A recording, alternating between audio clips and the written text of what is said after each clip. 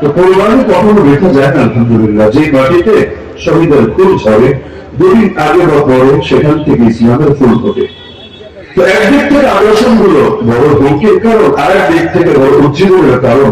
তবে আমার দৃষ্টিতে এর চাইতে বড় ঝুঁকিপূর্ণ আগ্রাসনের নাম সাংস্কৃতিক আগ্রাসন, যেটা আমাদের এই দেশেও চলছে পূর্ণ শক্তিতে। এটা ঠিক, এই দেশে সামরিক আগ্রাসন ভালোভাবে চলে, টুকটাক চলে না, আমি এটা মোটেও বলবো না। অনেক সময় সামরিক টার্গেটের শিকার হতে হয় অনেককে বিচ্ছিন্ন ভাবে বিভিন্ন দূরবর্তী ইশারার কারণে। একেবারে মোটেও হয় না, আমি সেটা বলবো না। তবে যতটুকু সামরিক আগ্রাসন হয়, এর চাইতে হাজার গুণ বেশি সাংস্কৃতিক আগ্রাসন চলে। ইসলাম রাখেন, গণতন্ত্রের কথা যদি ধরেন, গণতান্ত্রিক মূল্যবোধ তো এটা, অধিকাংশ জনগণ যা চাইবে তাই বাস্তবায়িত হবে। অধিকাংশ জনগণ কবে প্রতিষ্ঠায় চেয়েছে, অধিকাংশ জনগণ কবে মদের ভাগ চেয়েছে, অধিকাংশ জনগণ কবে